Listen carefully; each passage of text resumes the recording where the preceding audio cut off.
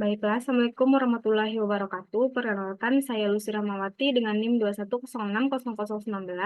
Baiklah, pada pertemuan ini saya akan membahas mengenai bab 11, yaitu permintaan agregat 2, penerapan model ISLM. Di dalam materi ini, kita akan membahas submaterinya ada 3. Yang pertama itu fluktuasi model ISLM, lalu ada ISLM sebagai teori permintaan agregat, dan ketiga itu depresi besar. Pertama kita bahas fluktuasi model ISLM. Bagaimana kebijakan fiskal menggeser kurva IS dan mengubah ekuilibrium jangka pendek. Pertama itu perubahan belanja pemerintah. Pengganda belanja pemerintah atau the government purchase multiplier dalam perpotongan Keynesian menyatakan bahwa pada tingkat bunga berapapun, perubahan dalam kebijakan fiskal ini menaikkan tingkat pendapatan sebesar delta G per dalam kurung 1 kurang MPC. 2. Kenaikan belanja pemerintah dalam model ISLM. Kenaikan belanja pemerintah menggeser kurva IS ke kanan. Ekuilibrium bergerak dari titik A ke titik B. Pendapatan meningkat dari Y1 ke Y2 dan tingkat bunga naik dari R1 ke R2. Lalu ada perubahan pajak. Pengganda pajak dalam perpotongan Keynesian menyatakan bahwa pada tingkat bunga berapapun, perubahan kebijakan ini menaikkan tingkat pendapatan sebesar delta C kali MPC per dalam kurung 1 kurang MPC. Terakhir itu penurunan pajak dalam model ISLM. Penurunan pajak menggeser kurva IS ke kanan, ekuilibrium bergerak dari titik A ke titik B, pendapatan meningkat dari Y1 ke Y2, dan tingkat bunga naik dari R1 ke R2. Lalu bagaimana kebijakan moneter menggeser kurva LM dan mengubah ekuilibrium jangka pendek? Kenaikan pada M menyebabkan kenaikan keseimbangan uang real M per P.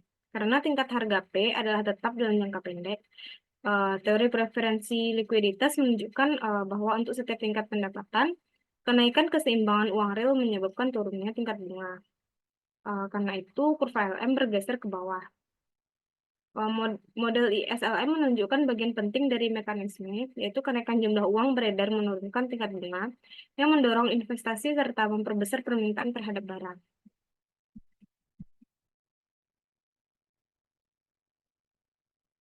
Interaksi antara kebijakan fiskal dan moneter. Pada bagian kurva A ini menunjukkan bahwa Fed mempertahankan jumlah uang beredar tetap konstan. Kenaikan pajak menggeser kurva IS ke kiri, pendapatan dan tingkat bunga turun. Penurunan tingkat pendapatan menunjukkan bahwa peningkatan pajak menyebabkan resesi. Lalu pada kurva B ini itu menunjukkan Fed ingin mempertahankan tingkat bunga yang konstan. Ketika kenaikan pajak menggeser kurva IS ke kiri, Fed harus mengurangi jumlah uang beredar untuk mempertahankan tingkat bunga pada titik awalnya. Lalu kurva C ini itu Fed ingin mencegah kenaikan pajak agar tidak menurunkan pendapatan. Karena itu Fed harus meningkatkan jumlah uang beredar dan menggeser kurva LM ke bawah yang cukup untuk menggeser kurva IS. Kenaikan pajak tidak menyebabkan resesi, tetapi menyebabkan penurunan besar pada tingkat bunga. 2. Itu ISLM sebagai teori permintaan agregat.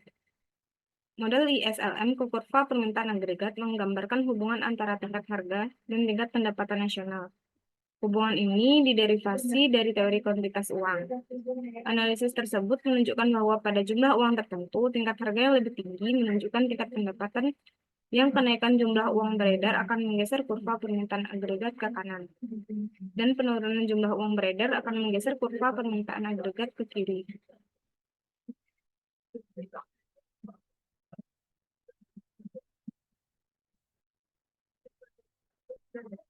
Penyebab kurva permintaan agregat bergeser.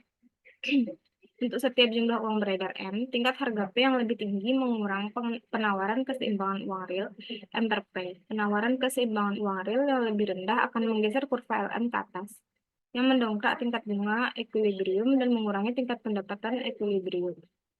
Sebagaimana ditunjukkan pada kurva A tadi, di sini tingkat harga naik dari P ke P1, dan pendapatan turun dari Y ke Y2. Kurva permintaan agregat dalam bagian B itu menunjukkan hubungan negatif antara pendapatan nasional dan tingkat harga. Dengan kata lain, kurva permintaan agregat menunjukkan sekumpulan titik equilibrium yang muncul dalam model ISLM ketika kita mengubah tingkat harga dan melihat apa yang terjadi dengan pendapatan. Kurva permintaan agregat merupakan ringkasan hasil dari model ISLM. Peristiwa yang menggeser kurva IS atau kurva LM untuk tingkat harga tertentu akan menyebabkan kurva permintaan agregat bergeser. Sebagai contoh, jumlah uang beredar meningkatkan pendapatan dalam model ISLM untuk setiap tingkat harga. Kenaikan itu menggeser kurva permintaan agregat ke kanan. Sebaliknya, penurunan jumlah uang beredar, penurunan belanja pemerintah, atau kenaikan dalam pajak akan mengurangi pendapatan dalam model ISLM dan menggeser kurva permintaan agregat ke kiri. Segala hal yang merubah pendapatan pada model ISLM selain perubahan pada tingkat harga menyebabkan pergeseran kurva permintaan agregat. Faktor yang menyebabkan pergeseran permintaan agregat bukan hanya kebijakan moneter dan fiskal, tapi juga goncengan pada pasar barang dan goncangan pada pasar uang.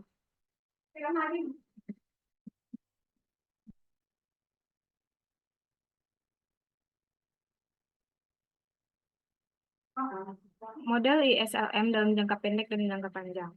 Pada kurva ini, gambar menunjukkan 3 kurva yang diperlukan untuk memahami equilibrium jangka pendek dan jangka panjang. Kurva IS, kurva LM, dan garis vertikal yang menunjukkan tingkat otot alami Y. Kurva LM seperti biasa digambar untuk tingkat tetap harga tetap, yaitu P1. Equilibrium perekonomian jangka pendek adalah titik K, di mana kurva IS memotong kurva LM. Kita perhatikan bahwa dalam equilibrium jangka pendek ini, pendapatan perekonomian lebih kecil dari tingkat alamiah.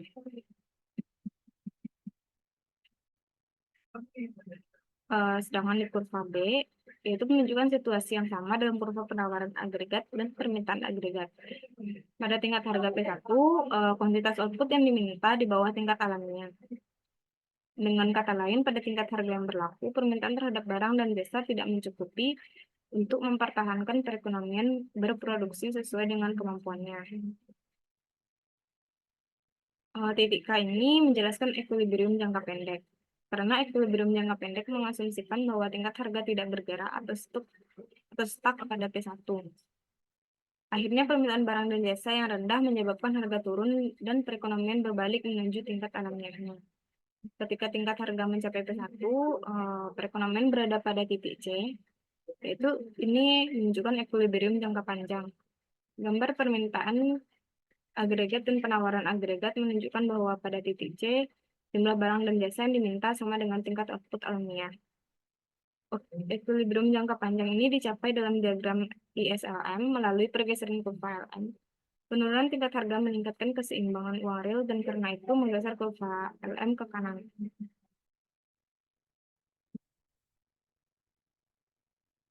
Untuk melakukan modifikasi, kita bisa membayangkan perekonomian sebagaimana digambarkan oleh 3 persamaan. 2 persamaan yang pertama adalah persamaan IS dan LM, yaitu Y sama dengan C dan kurung YT tambah I dan kurung R tambah G.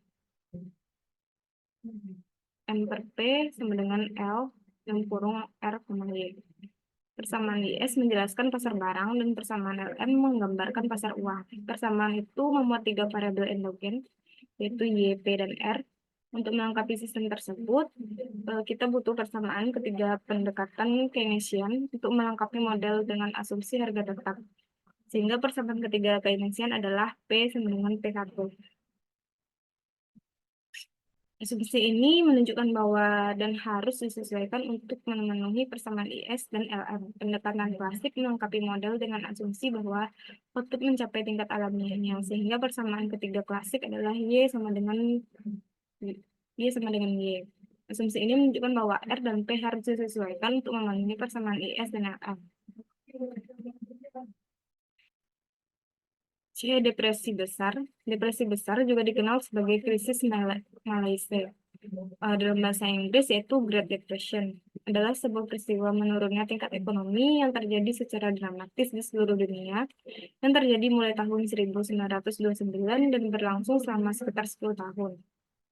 Hipotesis pengeluaran guncangan pada kurva IS. Pandangan ini biasanya disebut hipotesis pengeluaran atau spending hypothesis karena meletakkan kesalahan utama terjadinya depresi besar pada penurunan eksogen dalam pengeluaran atas barang dan jasa. Pada awal tahun 1930-an terjadi penurunan bersamaan dengan turunnya tingkat bunga. Kenyataan ini menyebabkan beberapa ekonom berpendapat bahwa penyebab penurunan itu merupakan pergeseran kontraktif pada kurva IS. Pandangan ini biasanya disebut hipotesis pengeluaran atau spending hypothesis karena meletakkan kesalahan utama jadinya depresi besar pada penurunan eksogen dalam pengeluaran atas barang dan jasa. Para ekonom berpendapat bahwa pergeseran ke bawah dalam fungsi konsumsi menyebabkan pergeseran kontraktif pada kurva IS. Jatuhnya pasar saham pada 1929 juga ikut bertanggung jawab atas pergeseran ini, yaitu dengan mengurangi kekayaan dan meningkatkan ketidakpastian terhadap prospek masa depan perekonomian Amerika Serikat. Jatuhnya pasar saham telah mendorong konsumen untuk menabung lebih banyak daripada membelanjakannya. Hipotesis uang, guncangan pada kurva LF. Kenyataannya ini memberikan motivasi dan dukungan terhadap apa yang disebut hipotesis uang, memenuhi hipotesis yang menjatuhkan kesalahan utama atas terjadinya depresi besar pada Fed karena membiarkan jumlah uang beredar turun dalam jumlah yang sangat besar. Masalah yang pertama adalah perilaku keseimbangan uang real. Kebijakan moneter menyebabkan pergeseran kontraktif dalam kurva LM hanya jika keseimbangan uang real turun. Masalah kedua yaitu dari hipotesis uang adalah perilaku tingkat bunga. Jika pergeseran kontraktif dalam kurva LM memicu depresi besar, kita seharusnya mengamati tingkat bunga yang lebih tinggi. Pada tabel 11.2 tadi, dalam makalah menunjukkan bahwa jumlah uang beredar turun 25% dari tahun 1929 sampai 1933. Ketika tingkat pengangguran naik dari 3,2% menjadi 25,2%, kenyataan ini memberikan motivasi dan dukungan terhadap apa yang disebut hipotesis uang. Ini hipotesis yang menjatuhkan kesalahan utama atas terjadinya depresi besar pada Fed karena membiarkan jumlah uang beredar turun dalam jumlah yang sangat besar. Pengusung interpretasi ini yang paling terkenal adalah Milton Friedman dan Anna Schwartz yang mempertahankan interpretasi tersebut dalam risalah mereka tentang sejarah moneter AS. Friedman dan Firman berpendapat bahwa kontraksi dalam jumlah uang beredar yang menyebabkan sebagian besar kemerosotan ekonomi dan depresi besar adalah sebuah contoh jelas. Hipotesis uang lagi, yaitu dampak penurunan harga. Karena penurunan jumlah uang beredar menjadi penyebab merosotnya tingkat harga, penurunan jumlah uang beredar juga tampaknya menjadi penyebab parahnya depresi besar. Dari tahun 1929 sampai 1933, tingkat harga turun sebesar 25%. Banyak ekonom menyalahkan deflasi ini sebagai penyebab terjadinya depresi besar. Mereka berpendapat bahwa deflasi yang terjadi pada tahun 1931 adalah kemerosotan ekonomi tipikal yang akan mengarah pada periode tingginya pengangguran dan merosotnya pendapatan yang pernah terjadi sebelumnya. Jika benar, pendapat ini memberikan kehidupan baru pada hipotesis uang. Karena penurunan jumlah uang beredar menjadi penyebab merosotnya tingkat harga. Penurunan jumlah uang beredar juga tampaknya menjadi penyebab parahnya depresi besar. Berdasarkan penjelasan tersebut, kita dapat mengetahui bahwa penyebab terjadinya depresi besar ialah penurunan perekonomian yang membuat berkurang tingkat produksi, investasi menurun, membuat meningkatnya pengangguran yang besar. Depresi ini menghancurkan ekonomi baik negara industri maupun negara berkembang. Volume perdagangan internasional berkurang drastis, begitu pula dengan pendapatan perseorangan, pendapatan pajak, harga, dan keuntungan.